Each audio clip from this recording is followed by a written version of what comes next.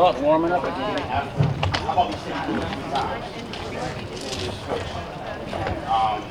All right, what a cop.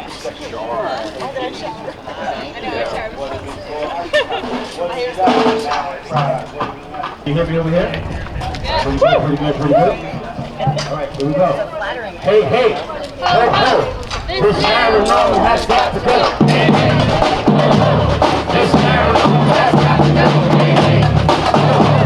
This narrow road has got to go. Hey, hey. This narrow road has got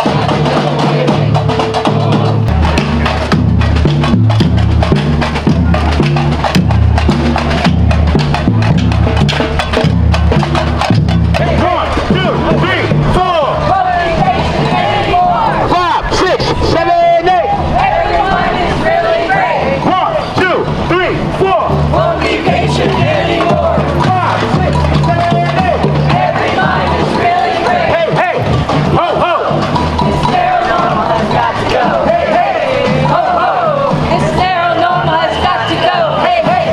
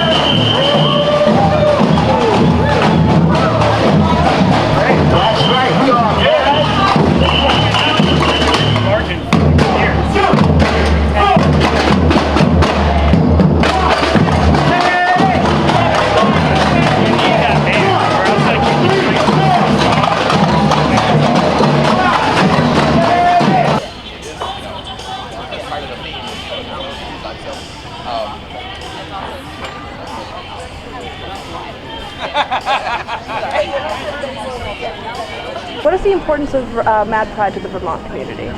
Oh, it's so important because it gives us the ability to be able to speak our voice and to say what's really on our hearts. A lot of times our voices are silenced, and this gives us the opportunity to be able to do that, to speak out loud.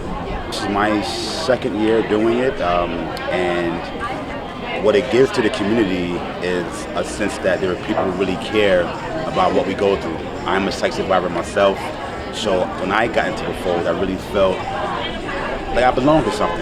That I wasn't being driven by a system. I wasn't being told I need to take medications and you know, be locked away somewhere. So this event, this movement gives us the opportunity to feel free, to feel like we belong. So I really think Will the Wife really put us together and bringing people together, and it's great to see people, and I'm happy about that. Whenever there's change, there's always going to be issues. I think we're fighting a good fight. It's going to take some time for people to kind of switch or change clothes or switch gears. So I think over time that everybody will eventually get it, you know. You don't have to be forced to take medication. You don't have to be forced to deal with the system of what they say. So this gives us the opportunity to be able to be free, speak our freedom, speak our truth, and love what we do and love who we are, no matter how rough the day is. The things about me that I consider to be my madness, or what makes me, you know, mentally or emotionally not fit into the narrow definitions of normal, is not something that I initially learned to celebrate or to value. And so the purpose of this event and just the idea of Mad Pride is that we can love ourselves and find strength and value and meaning and purpose in who we are. And we can find community too, which has been essential for me. We just need to keep showing up here, and it's great, you know, to get the word out and let people know. I'm so honored to be here for Mad Pride 2024. As a prison abolitionist, we've seen time and time again folks that have mental health struggles or diagnoses frequently end up in prison because of the lack of supports in community. So this is a very touching moment for us, and means so much to our movement to be able to show that interconnection, because all our liberation is connected. And with my own lived experience with mental health struggles, it just, on a personal note, has been very heartwarming to be here and hear the stories of survivors. As Mad Freedom Advocate begins to announce and implement their plans, I am confident that you will share my unequivocal optimism for the future of peer support in the state of Vermont under their leadership. The second reason is a new model for coordination and collaboration of comprehensive mental health services is being implemented by selected designated agencies, DAs here in the state, and DMH, called CCBHC, I never get that right, which here in Vermont, since we do things a little differently, stands for Certified Community-Based Integrated Health Centers. Under the CCBHC model, one of 9 core components of this whole model is peer support services. Right now, selected DAs and DMH are diligently working on CCHB to deepen, broaden, and expanding peer supports in the state, utilizing fairly substantial funding from the federal government. And lastly, right now, the Peer Workforce Development Initiative is continuing in the process of implementing peer support certification in the state of Vermont. The benefits of this are numerous. Number one, peer certification enhances the credibility and acceptance of peer support workers amongst traditional providers. Number two, it expands the type of employers that employ us peer support workers, including hospitals, prisons, schools, and homeless agencies. Number three, it expands the number of employers overall that will be looking for peer support workers. Number four, it will likely lead to higher compensation for peer workers across the state. Number five, it'll broaden training and career development opportunities. And lastly, and in this capitalistic society, perhaps the most important, is it will allow us to expand the services that are billable to Medicaid. So in summary, I would encourage you to talk to your family, friends, enemies, anybody with a lived mental health experience to think about entering the peer workforce right now here in the state of Vermont. So right now I'd ask anybody out there who is currently a peer support worker or volunteer in peer support, raise your hand. Big round of applause to all the peer support workers who are helping people across this state deal with their mental health challenges. Thank you.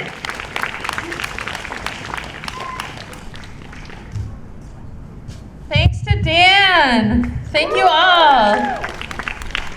Our next speaker is the executive director and founder of Inner Fire, Beatrice Birch.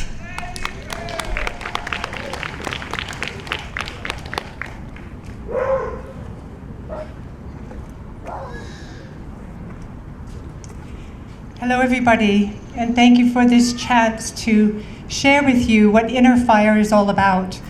It's about you claiming your own inner fire. And these posters here, medical choice is key to the purpose behind Inner Fire. Inner Fire is a proactive healing community where we help people wrestling with traumatic life experiences, which typically can lead to the world of addiction or to mental health, which I would refer to as soul health, but helping them to come slowly and carefully off their psychotropic medications, which disconnect us from the ability to think clearly, to have heartfelt feelings, and to do.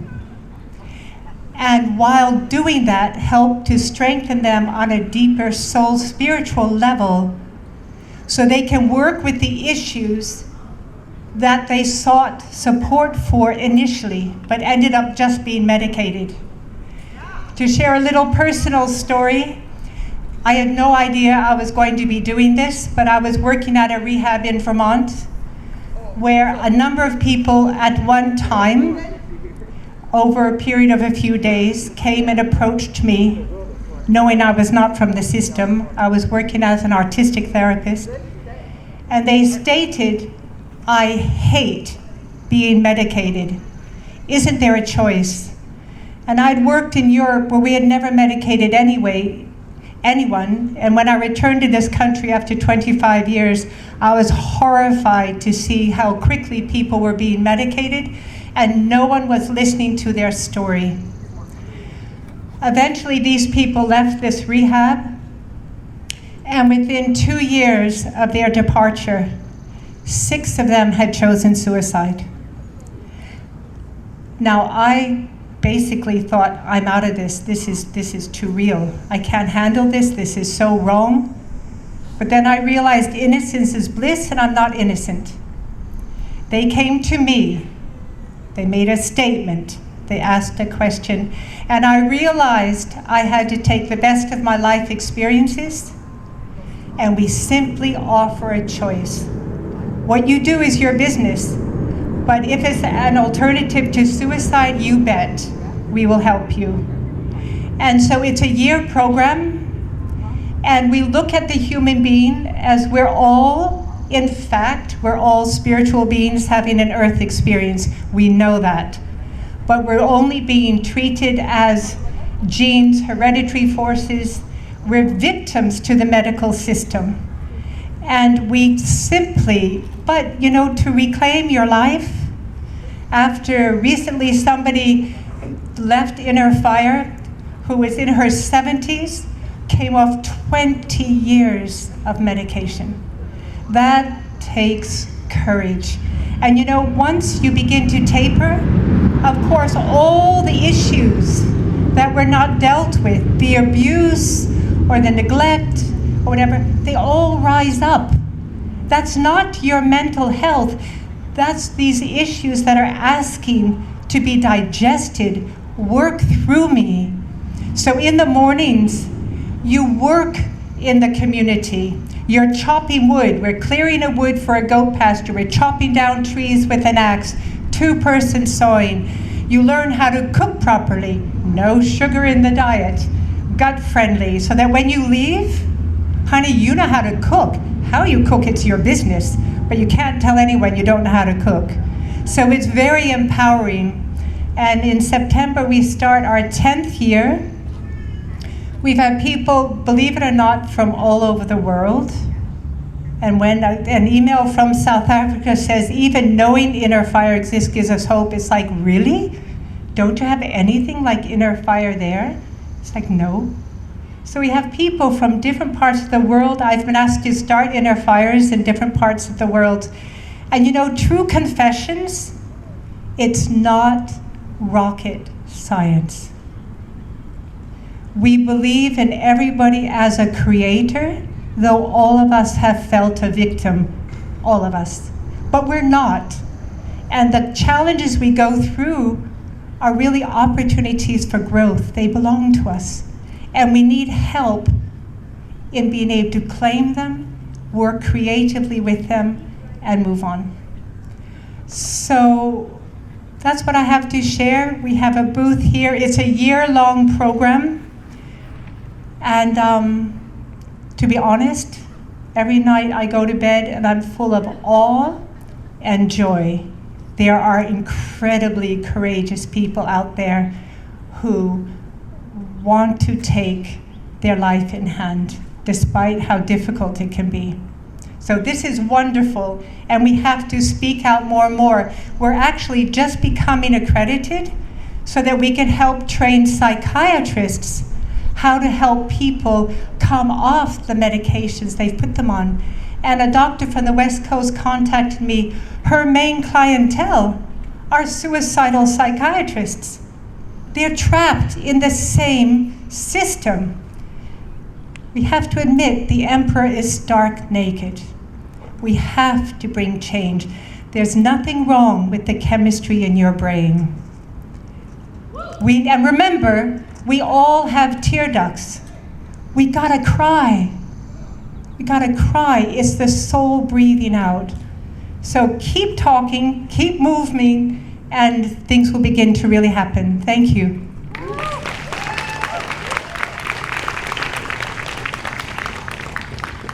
All right, thank you so much, Beatrice. Next up, we have Aurora Calderon. Yeah, Aurora.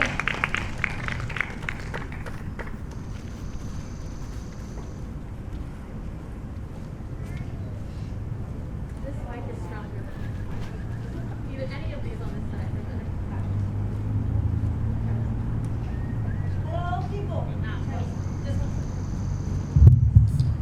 Hello, people. Peace and blessings. All right, I am Aurora Calderon, spoken word artist, and I also make jewelry. I have a table over there, and I'm a chef by trade. So here we go. Psalms 39, 2 and 3. But as I stood there in silence, not even speaking of good things, the turmoil grew worse within me. The more I thought about it, the hotter I got, igniting a fire of words. You claimed a safe space, so I came in hoping you was really about what you was talking. I came in hot, honest, open, and transparent, giving you all of me, including the bits that were still tender and later bleeding. Entrusted you with the knowledge of the storms that plagued me, even let you know about my therapy. Laid my pain and grief before you because you said I was safe. Even made claim to love, friendship, and camaraderie. You lied to me. Using terms such as trauma-informed care, weaponizing what you were entrusted with to throw in my face and use against me. More like trauma-inducing environment where microaggressions are overlooked and excused. How can you say you see me when your lens is broken? Bringing nearly 10 years of work and therapy to die, to reawaken a deep mistrust in institutions. Brain screaming, Lord, deliver me, because all I could do was turn that shame back on me. I should have known better. 15 years in the foster care system is where that mistrust was birthed. Isolated from family and culture, this Nuyorican black girl was labeled aggressive and over-medicated for speaking up against the horrors that I endured. I learned to focus on that little light inside of me, to make it burn brighter than everything I was going through. Being squished and squashed, feeling my light start to dim, I turned to the woman who embodied, walk through life with a smile on your face and a prayer on your lips lifestyle. My mom shifted my focus to the upcoming holiday when we would be reunited, using our collective power to pray, asking God to give me the grace needed to navigate this minefield. Little did I know that video call would be the last time I would see her alive. God had plans of taking her to a home without pain and full of love with him. The kitchen, I was told, was my baby. Malnourished with massive deficiencies, I nursed this baby back to health. Proud to introduce new combos and flavors, battling the venom that was being drip-fed to the littles through loud exclamations of the need for more normal food. Dripping with disdain, this poison spread from class to class, turning all curiosity into constant rejection. My mom died 63 years old, 2 weeks and 2 days after I sung her happy birthday for the last time. No time to grieve or mourn my shattered heart. PTO was all used up. Through my grief, her last words echoed in my head. Do what you can in excellence. Plan for what you can't efficiently. And always remember, God gave you many talents to get it with your hands. So I went back to work and clutched my kitchen baby, trying to breathe my mom's last words of life into life here. Crying into my sink, praying that my grief doesn't seep through my food, disrupting the natural exchange of energy and nourishment that good food brings. The farce of 2 strategy meetings had me blinded and disorientated. Through a late-term abortion, my kitchen baby was ripped from me. The blinding lights had me reeling. My request for a mental health break got praises for listening to my body, but was the last bead in a chain of twisted and misleading truths and lies that led to the unceremonious end of my tenure. The pain and emptiness of the abortion slow danced with my grief and anger. Racial implications served on a silver platter. Rest granted for some, but not for you. Work till you drop, pour till you're empty, then we'll throw you out like the trash we've always seen. Through therapy and EMRD, working through my pain, I found my voice again. I control my narrative and define my experience. Prayer and meditation helped me combine the fires that burn within to submit them as an offering to the refiner. Psalms 94:17. Unless the Lord had helped me, I would soon have settled into the silence of the grave. I wanna be tried by fire, purified.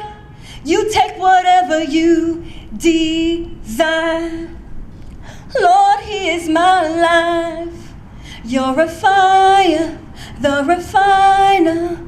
I wanna be consumed. Thank you.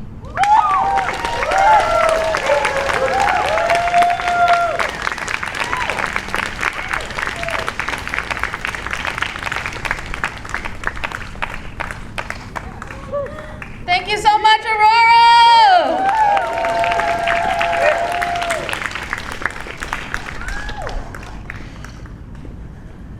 The next introduction I'm going to make is what the t-shirt of the next speaker says. Suicide is a housing issue. Suicide is an economic issue. Suicide is a food desert issue. Suicide is an education issue. And suicide is a healthcare issue. By way of that introduction, Jay Helms.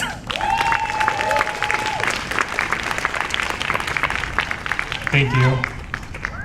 Can folks hear me okay? Sweet. All right, so my name is Jay. I go by they, them pronouns. For those who don't know me, I work as Director of Training and Advocacy at Pathways Vermont. And as part of that role, I provide training through Vermont's Peer Workforce Development Initiative. That's the job that I do. I'm also a person with lived experience. I was suicidal for many years. Still every now and then I think about suicide. It's not something that just stopped happening. The world is really difficult to live in. And I'm able to speak here today partly because I too benefited from peer support. I have trained people in peer support. I've worked in peer support. I've also benefited from it.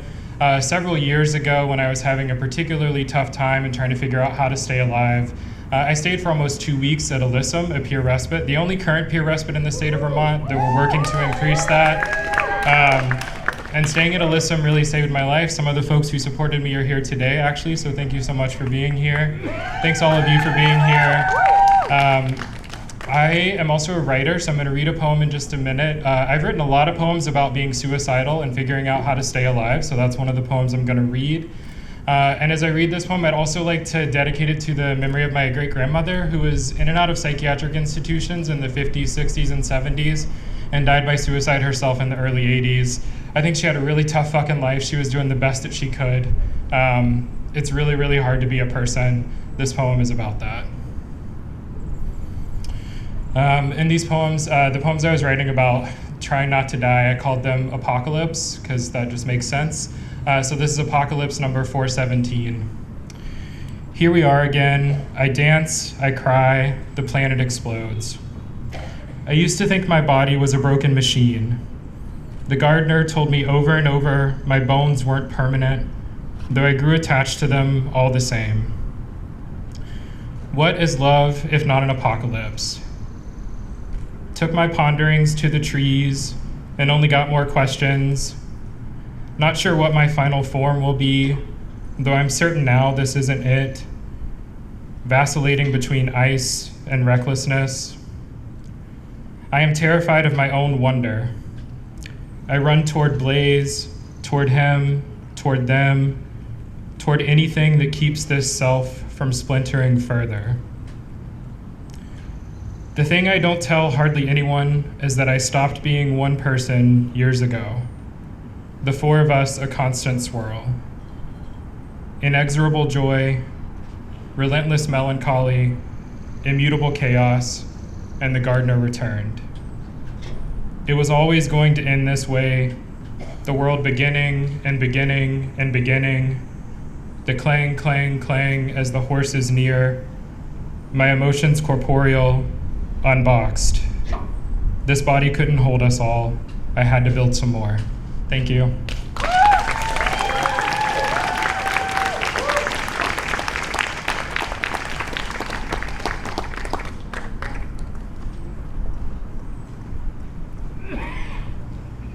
All right, thank you so much, Jay. Speaking of Alyssum, our next speaker is an employee at Alyssum, Serenity Lowe. Thank you.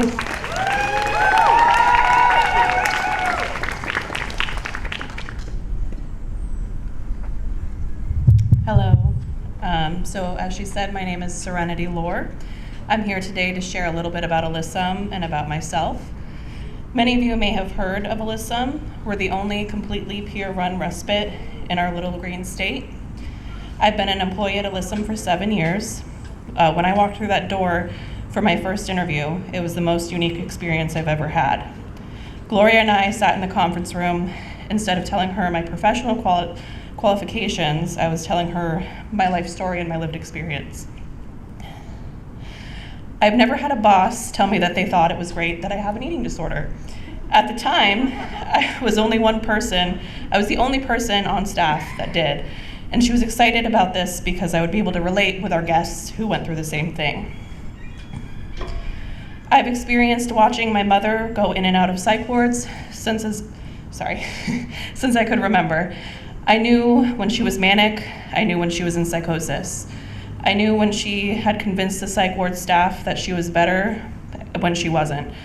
I could tell just by looking in her eyes which road we were going down. Growing up with a mother labeled as mentally ill was something I was used to. It was an experience not many of my peers were going through, or at least had talked about. At age 12, I was misdiagnosed with bipolar disorder and put on lithium. Within the year, the doctor said, "Oops, sorry," and took me off. I dealt with serious depression, anxiety, panic attacks, and a potentially deadly eating disorder at a young age. I've been in therapy since I was 2. I'm actually Clara Martin Center's longest running client, yet they still refuse to give me an award, not even a plaque. Being at Alyssum as an employee has changed my life and the way I look at our mental health system. Apart from being the only fully peer-run crisis respite and hospital diversion program in the state of Vermont, we're a 2-bed house placed on the most beautiful land in Rochester. We're free to all Vermonters 18 and up that meet our eligibility criteria. When I say Alyssum is a gem in the hidden heart of our state, I do not say it lightly. I've witnessed some of the most beautiful transformations in our guests and staff alike. People who have been abused by the system on top of their own trauma, people who didn't know they could have a say in their own health and wellness, people who were written off, seen as mad, seen as not capable of change. We've seen people blossom right before us because Alyssum was able to be a catalyst for their own self-direction.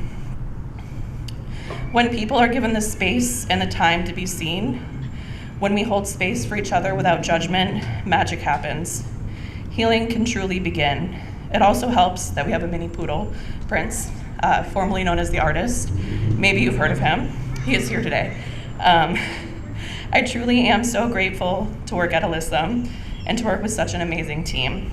All of us on the Alyssum team come with a background of lived experience. Some of us have been hospitalized. Some of us have endured trauma that society may deem unspeakable. But that's what makes us different. We speak it. We shed light into the darkness so we can begin to heal. And we simply assist our guests in their own journey towards healing. Thank you, Mad Pride, for having us. We have a table right over there. We don't have a sign, unfortunately. That was a afterthought.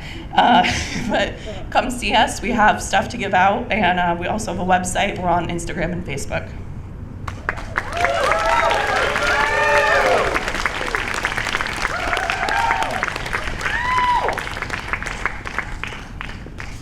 Thank you so much, Serenity. Thank you, everyone. We have one more speaker, and then our keynote, and then some music. So the next speaker is Betsy Hoekstra.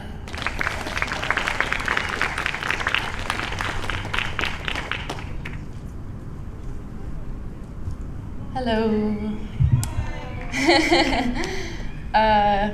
Okay.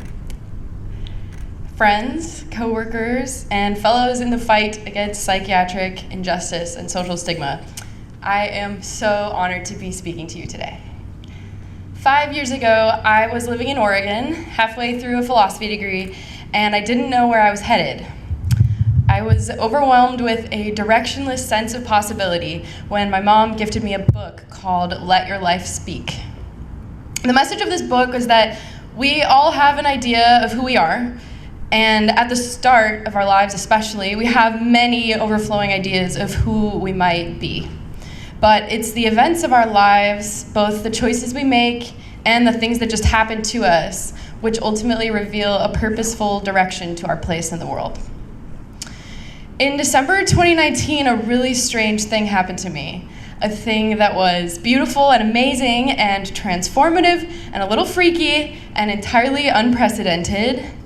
It goes by many, many names, but I guess I'm gonna settle on, it was a spiritual emergence turned spiritual emergency, which was fascinating me, but worrying my loved ones until I ended up involuntarily hospitalized for 2 weeks. Many aspects of my hospitalization felt profoundly wrong to me. And I know I'm preaching to the choir here, so I'm not gonna laundry list how fucked up that was, but as a weathered explorer of my own consciousness, I was not afraid but intrigued by the shifts happening within me. The world had suddenly become imbued with spiritual meaning, and I was excited to be seeing beyond the veil. And yet, here I ended up being told that something was extremely wrong with me, that I was sick, permanently sick, in a way that I would have to correct with medication for the rest of my life. But I was incredibly lucky because I entered the hospital with a real foundation to question how I was treated. I had studied philosophy of science, so I understood that science happens within a social context, and that facts often begin as beliefs, which research then works to justify. In a society that overwhelmingly fears psychosis, many facts have been funded in the service of that fear and the interests that prey upon it. I felt that the deterministic, reductionistic, and fear-based, exclusively biomedical explanation of my doctor was not and could not possibly be the only way to understand what was happening to me. And I feared this narrative suffocating my own. After my release, research led me to the Mad in America website, which led me to the concept of soteria, a pilot program from the 1960s to 80s that aimed to see if what we call psychosis could be treated not chemically, but environmentally through social support and community first, where people could be free to have the experiences they were having and make sense of it together. I wished that such a thing still existed, imagining how different the response to my psychosis could have been. This seed of discontent with the way things are developed into my senior thesis project, exploring concepts of mental illness and explaining how philosophy of science can be used to deconstruct scientific beliefs that contribute to psychiatric injustice. And as I closed in on the end of my college years, I discovered that there was indeed a single soteria program here in the United States, in Burlington, Vermont. A little hand for that. And my life spoke. Suddenly a path emerged by which I could take this unexpected, uncanny, strange, traumatic, transformative experience of madness and join with others to provide an alternative to traumatic carceral hospitalizations. It has been such a gift to find belonging in Vermont's truly radical and cutting-edge community of advocates against psychiatric harm. I am so proud of us and the work that we're doing, and every day at Soteria, I see the evidence that this approach makes a meaningful difference in people's lives. We do not need to be afraid of ourselves. We all grow when we embrace the unknowing together. I'm really excited to announce that Pathways is soon opening a new 2-bed peer respite and a new Soteria building with a larger capacity in a new location slated to open fall 2025. And with eyes to the future, I also want to acknowledge the past. The remarkable array of person-centered services operating in Vermont today is the work of innumerable survivors who have boldly committed their lives to the vision of a world where we are all granted the dignity to be who we are, and where the sacredness of self-understanding is protected and respected. For many of us in this line of work, our lives spoke. We didn't choose to be initiated into this world, into lived knowledge and experience of the harms that come at the hands of this society's attitudes and institutions. But we choose to remain in this work, drawing close to the suffering to create spaces where the truth we all hold can be spoken. We are working in a broken system and realistically only able to serve a fraction of those impacted by the failures of our culture. Even so, I really feel that every person, every individual that comes through the doors, whether at Soteria, Alyssum, on the support line, any difference that we can make, all the force against this stuff, any person who can say, hey, you literally don't have to fear what's happening to you right now. And it's okay if you do, but that's not the rule. You don't have to actually monitor yourself. You can just know who you are. And there are people, actually an army of people, who will support you in finding another way. And those differences in each one, I feel, is kind of the whole universe. So, thank you.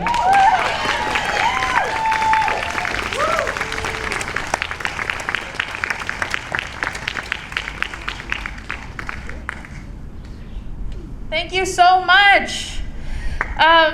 In the appreciation of what Betsy just said about community, and because we have some time in the schedule, I want to encourage us to take 4 to 7 minutes to connect with the people around us. Maybe people that you don't know who are sitting near you, maybe people you've known for a long time, and share any kind of connection and appreciation with folks sitting near you that you can. In approximately 4 to 7 minutes, I will call us back and we will welcome our keynote speaker and listen to some music and close it out. But just a few minutes of community time for this beautiful group of people who are working so hard to connect and share. See you in a few.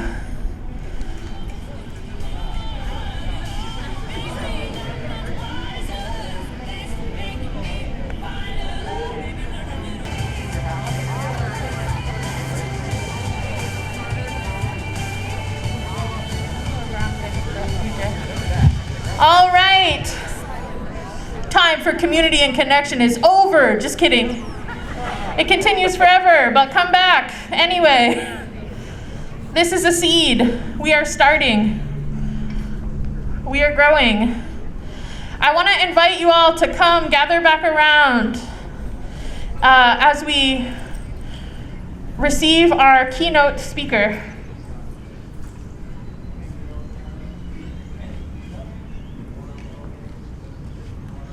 Hailing from Minneapolis, a psych survivor and writer who now works in the mental health field. Please help me welcome Sasha Warren. Hello. Hi everyone, my name's Sasha. Like I said, I'm from Minneapolis, Minnesota. I'm not going to talk too much about me in my talk, so if you like the talk and you want to learn more about me or what I'm about, I helped to start the Twin Cities, that is Minneapolis-St. Paul Hearing Voices Network Group, the chapter of the ISPS, International Society for Social Psychological Approaches to Psychosis, and then a new group called the Network of Alternatives to Psychiatry. I could tell people about that. If you're interested, come just talk to me.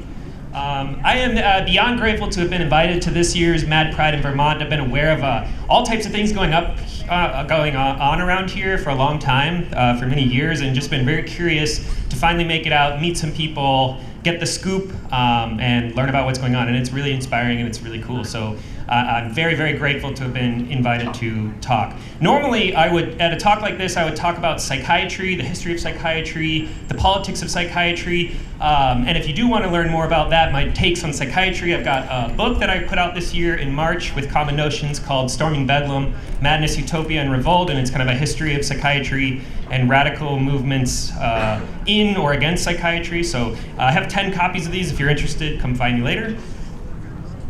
But I wanted to take the unique opportunity of speaking at a Mad Pride event, not to talk about psychiatry for once, and to talk about madness and the history of madness and some ideas of madness.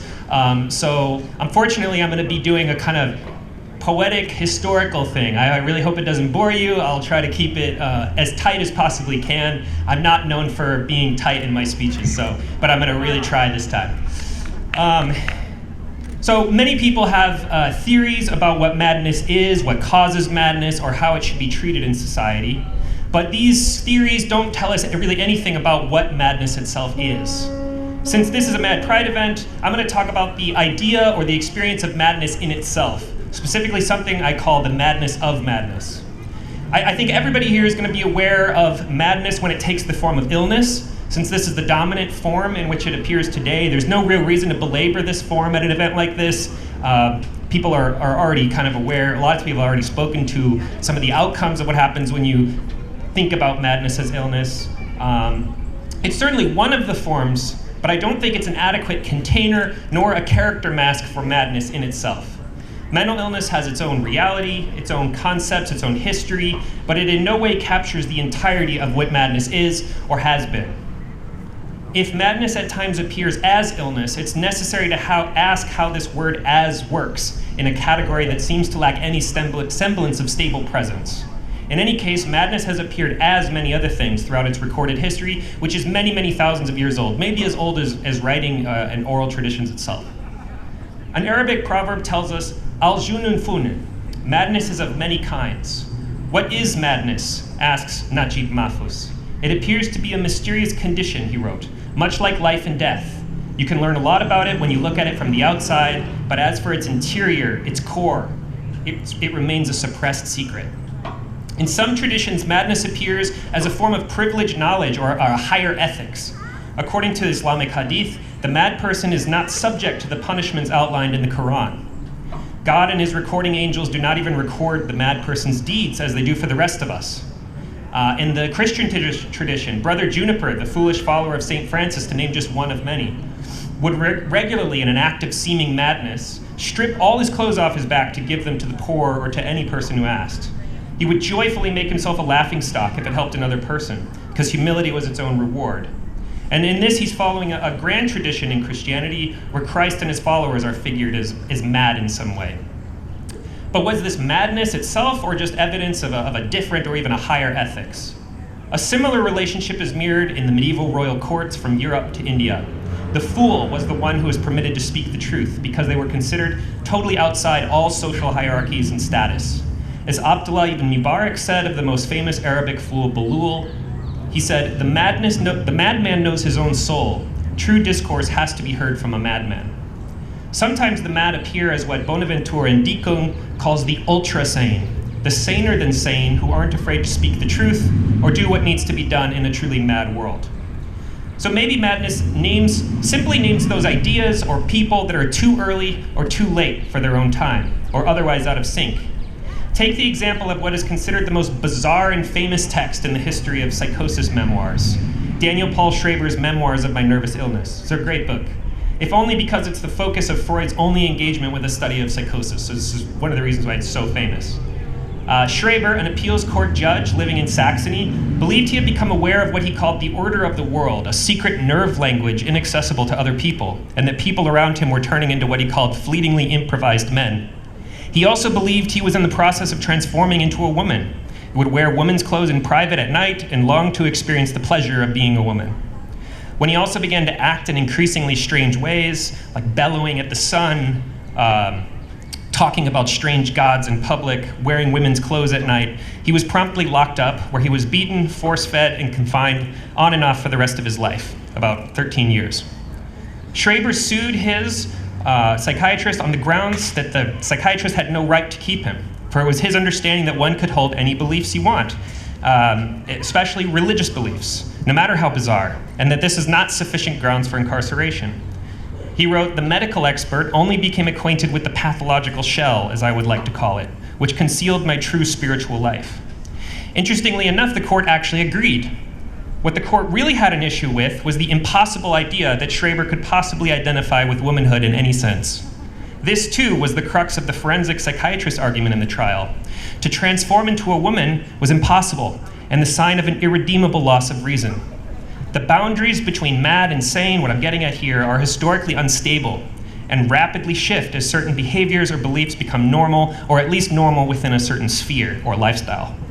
Until just recently, gender fluidity, transitions, hormone experimentations, queer position, and love would have been castigated by capitalist states as truly insane. And of course, in most of the world, still to this day, it still is. But I think it's telling that Schreiber's belief that he, or perhaps we should say she, though the language wasn't really there at the time, was becoming a woman, and the pleasure that she took in this was considered the solid evidence of delusional thinking. And this would now be considered a marginal, perhaps even acceptable, in the absence of other behaviors, form of gender expression. I think if Schreiber was hospitalized in Burlington today, the report would probably consist of a few fragmentary sentences about the presence of auditory hallucinations or delusional beliefs with a prescription for Abilify or something like that. I think it's really doubtful that the psychiatrist would put much emphasis or pay much attention to the gender-bending aspects. In Korea, the term schizophrenia has been abandoned by many psychiatrists. When translated directly into Korean as split brain, that's the direct translation of the Greek, some patients distressingly believed they had a psychological or a physiological or a physical condition affecting the actual structure of their brain. They thought they were telling them their brain was split in half. The term they introduced to replace it is this curious term that translates to attunement disorder. The word literally refers to the tuning of strings, like on a guitar, and is metaphorically intended to indicate that the brain's wiring is dysfunctional or off in some way. This word, I think, this reading opens up the possibility that those labeled such are not tuned incorrectly, but just differently. A guitar, for instance, has many possible tunings, each of which allow the player to access sequences of chords or sounds that might be extremely difficult or even impossible in the standard E through E tuning. So what if the so-called attunement disorder is just a difference of tuning? Maybe madness is better thought of as the name for everybody who swims against the current or is out of sync or out of time. Schreiber's primary symptom, the desire to experiment with gender, was in this light simply asynchronous, out of touch, too early. It's hard not to think from time to time, living with the knowledge we have about impending waves of climate disaster and watching people go about their daily lives as if nothing was wrong, that the people today who catastrophize and despair about the state of the world is that they aren't catastrophizing enough. Humanity seems due for a massive dramatic cry where we can acknowledge how bad things have really gotten. I wonder how long it will take those who called Aaron Bushnell mad, deranged, sick, after he committed himself to the most extreme martyrdom in the name of innocence in Gaza to realize that he was actually right. That's right. Even if we believe there may have been a more strategic course of action, or that such an act in itself is mad, whatever, he was one of the few people who recognized the gravity of our situation today. One thing we can say for certain is that madness isn't anything. That is, it isn't a trait, a quality, or a character type. It can't be, for as soon as we freeze it, objectify it, into something we hold or turn into our hands and look at, it ceases to be mad at all, but is something really quite reasonable. In medieval Islamic biographies and in the Talmud, it is said that lunatics usually live outside the city, generally in the cemetery or the uninhabitable wasteland. I think what this points to is that madness gravitates towards the liminal, those border spaces at the edge of the comprehensible and the knowable, speaking about that which makes the sane shiver with fear and discomfort. Madness must not only be other than what exists, it must be other than what it is at any time. I call this the madness of madness, for it must always be in motion. The one thing mad authors share in common, The fact of being silenced when revealed in someone else's truth is exactly that which is erased by tending to them carefully, by recognizing their sufferings as real, their joys as real, their revelation is real.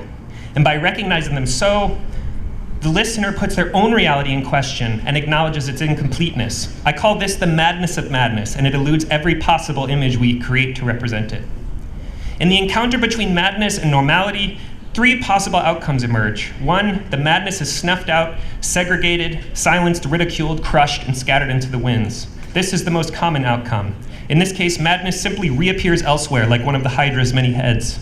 2nd, the madness is examined, thought through, and explained in detail by attending to the biography, historical, spiritual, or philosophical grounds, and then it doesn't seem so mad at all. In this case, madness is recognized as in some sense rational. 3, the norm or sanity can't survive the encounter with madness and changes forever. Whatever norm arises out of this process will undoubtedly be different from the pre-existing one, and in its complete relationship with itself. Madness in itself, i.e. the madness of madness, names a process or an event that takes place between people. The madness of madness is part of what it means to be human, but that does not change the fact that some of us are mad. To be mad means at least 2 things. 1, to have intimate knowledge of violently becoming other than what you are. It means living and dying in the scorching heat of 1,000 summers in the course of a single day, or seeing the world with all its color and texture suddenly lose its pallor, cast solely in the light of the dim bulb of the deepest sadness. 2nd, to be mad means knowing what it feels like to be thrust onto a stage alone, sort of like this. Floodlights beaming, searching for the exit while the audience laughs and jeers.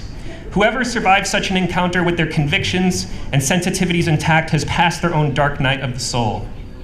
Seldom is a communion with God the reward for this ordeal, but the mad person walks away with a greater sense of the weight of things, of the miracle that is human connection, of the pettiness that informs our judgment of others, and of the struggles necessary to bring ideas to fruition, or of the gift of our capacity to love one another. We cannot dispense with, segregate, or destroy madness.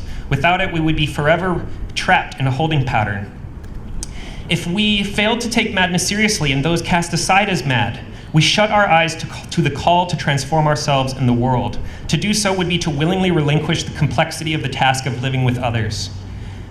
We need to learn to live better with others because we can't live a single day alone. Madness disturbs because it reminds us of our fragility of our thought and our way of life and our dependence on others. Jordan Neely's senseless death at the hands of a white vigilante protecting society is as much an image of our relationship to madness as the mass imprisonment and abuse of the mad in hospitals and prisons. That the mere appearance of madness, especially black madness or public displays of suffering, fill people with such dread and aggression that they lash out or demand the authorities remove such a person from the street or from life itself is a sign of an extreme separation from the ones positioned as constitutionally other. It's the symptom of a failed society, a society that needs replacing, as Frantz Fanon put it. Psychiatry's abolition could only come about by creating a world where offloading the mad into their care is no longer necessary or desirable. We are all both ourselves and other, since we are alive today, but we will die down the line, or perhaps tomorrow.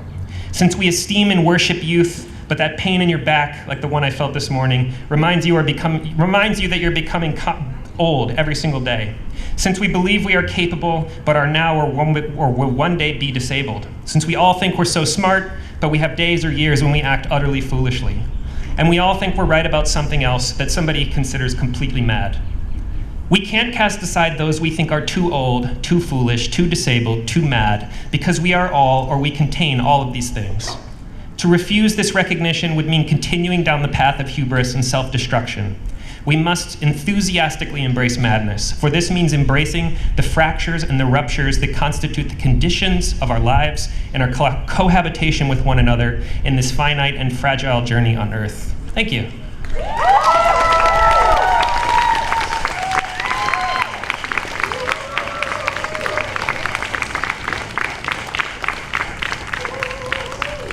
It means nothing, nothing, nothing.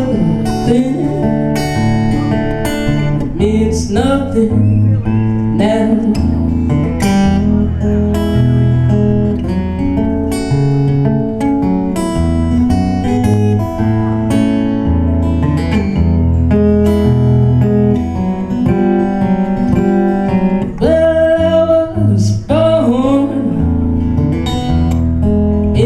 South with a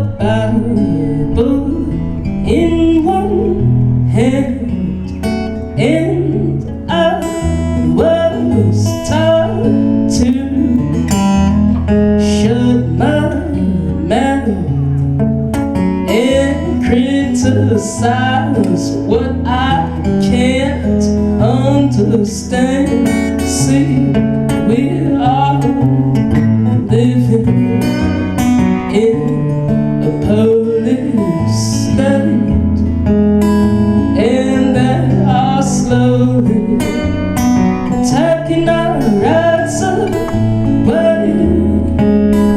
Got us all so ignorant. Stand up, you don't know how we'll uphold the Constitution. It means nothing, nothing, nothing. It means nothing now.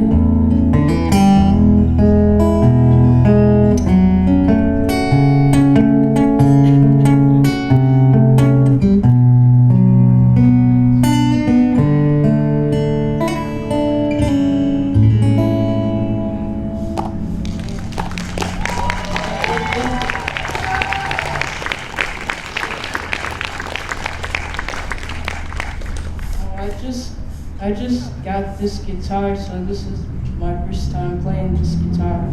So I feel like it's a good moment for this guitar. This is called If It Wasn't Broken.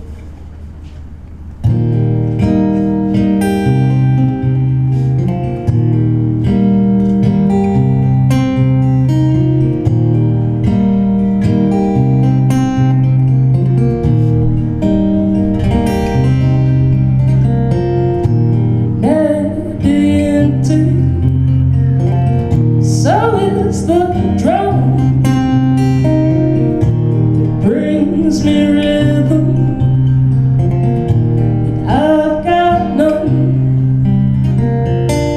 How would you know you had a heart if it wasn't broken? If it wasn't broken.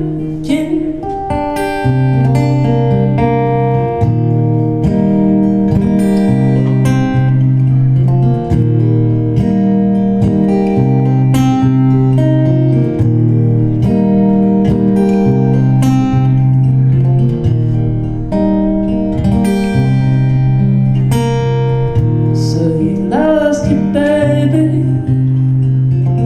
so you lost your job, so you lost all faith in the one you call God. Came to me for refuge, and I've got none. How would you know who you had a heart if it wasn't broken? If it wasn't broken.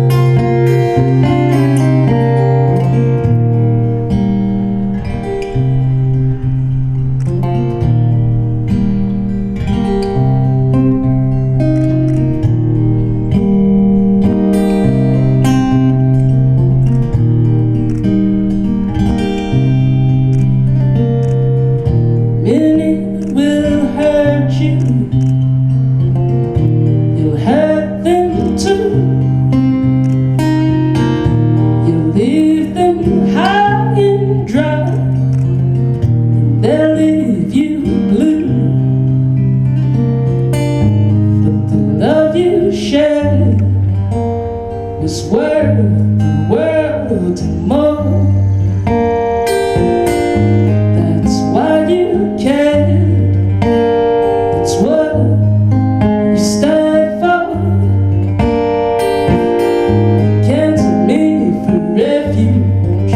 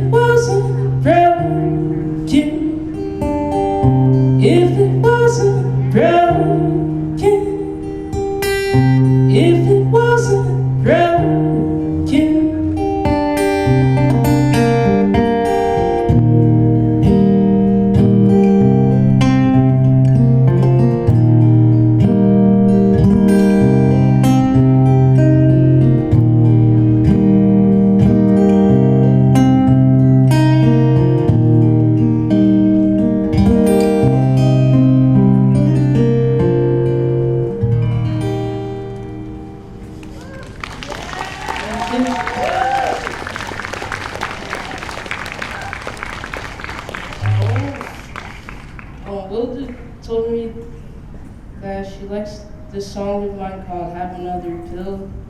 So I want to play that song. And it's about my first time in the psych ward when I was 13. But I guess I went in and out of jail and psych wards till I was like 26, I think. But only because I think I figured out how to, I guess like somebody was saying earlier, like how to fake it or I know what to say kind of. And I never tell doctors or police what I'm feeling like or anything. And this song is called Have Another Pill.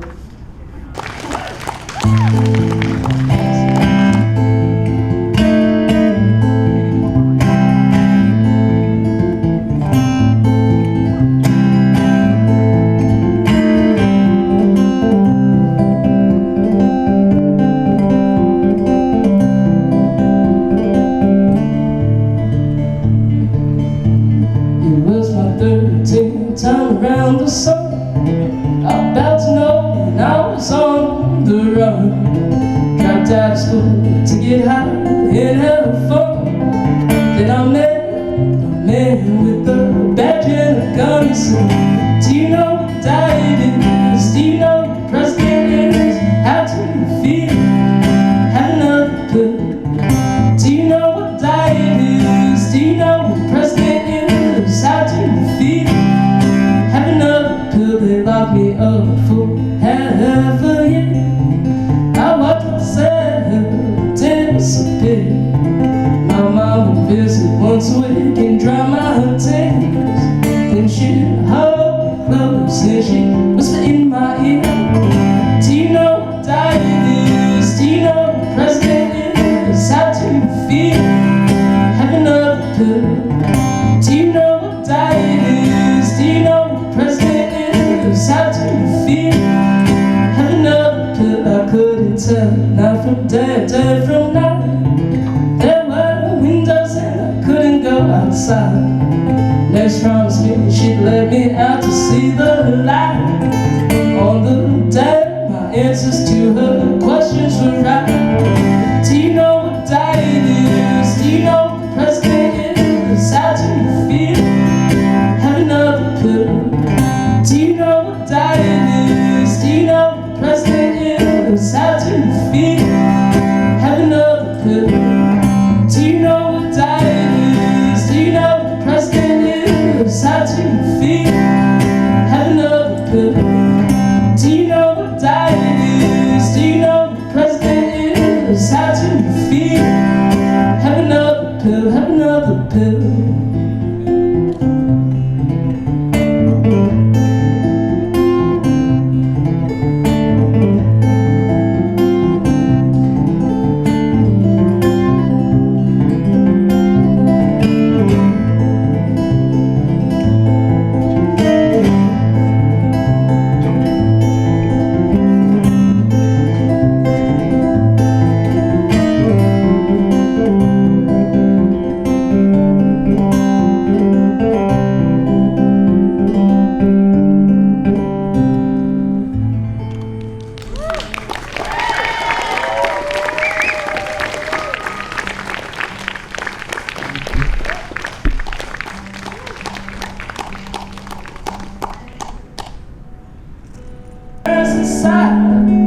Turn my pain into my pride. Turn my pain into my pride.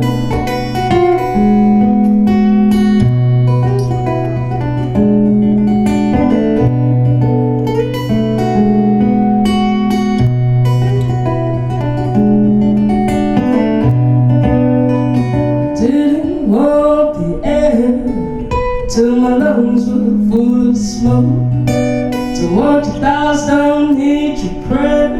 I want action, not just hope. I've been screaming at the wall, make you fall on my own.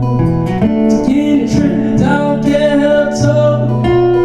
Bring the firewood back home. going back home.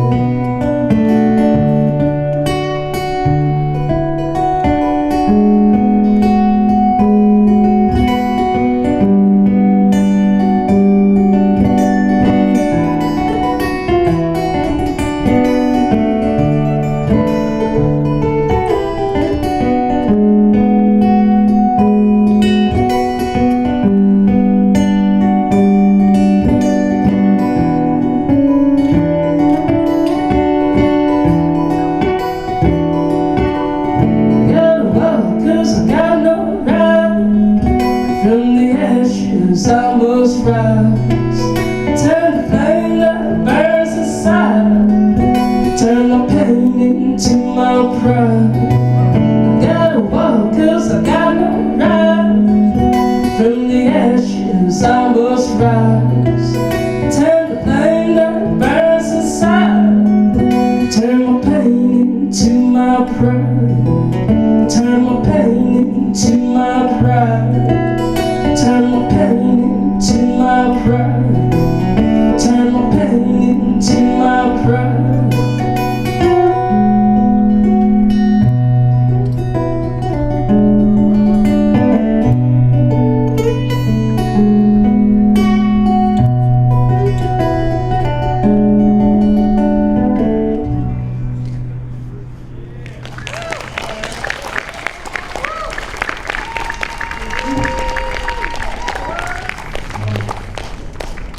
I think that I have 2 more songs, but I don't have a concept of time.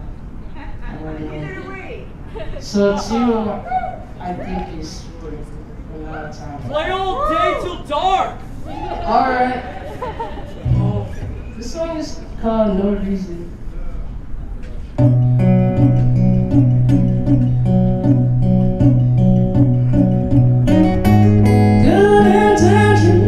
You keep. Don't change the fact that you're a beast. Better than most, to say the least. You're perfect man-made masterpiece. You're an angel, you're a demon. You got no right. Got no reason to know you well, but I can bet there's some things that you regret. The ones you love most, you upset. You haven't got forgiveness yet, 'cause you're an angel.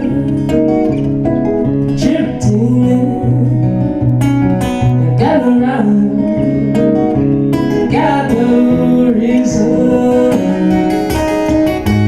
Bust your back trying to behave. To your best self you are a slave. You can't sleep in the bed you made, till you let go and find a cave. You're an angel, you're a demon. You got no right, you got no reason.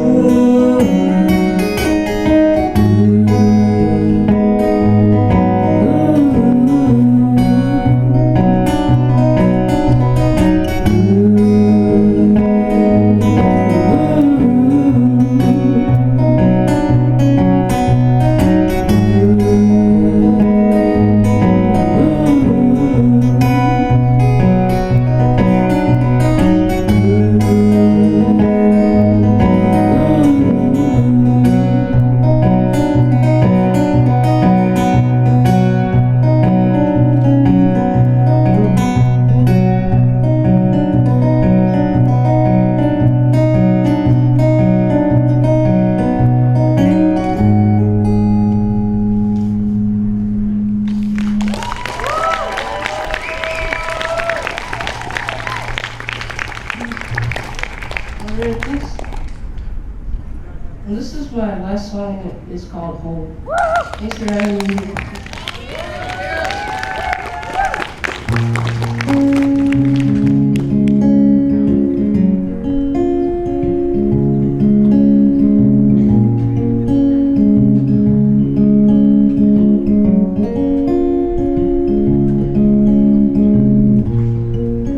Don't you work yourself to death. Take a break from the man-made head to catch your breath today. Be the last you know. Help us how you ought to go. No pain could ever buy your soul, ever make you whole. Don't you fake no smile if it ain't true. Craig said, I'm shit here, see, but you're the only you today. Be the last you know. Help us how you ought to go. No pain could ever buy your soul, ever make you whole.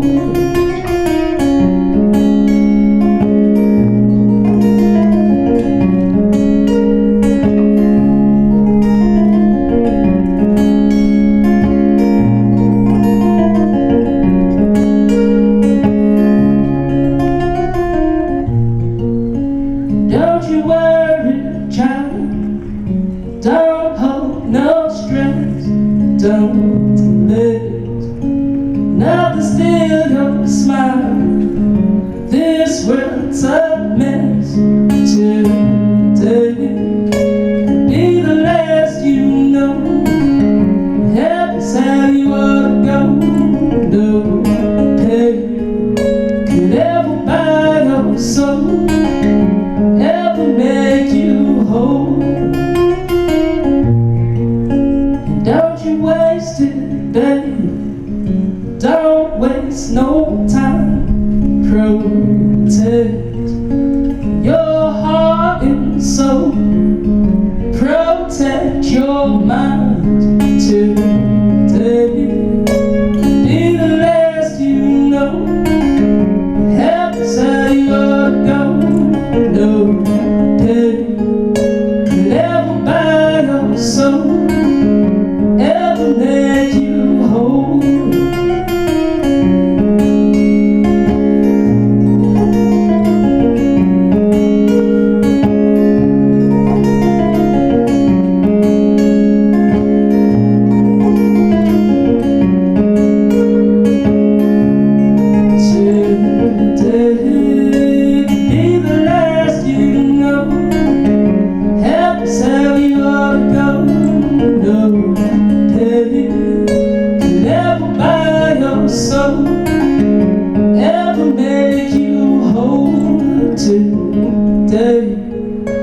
Be the last you know.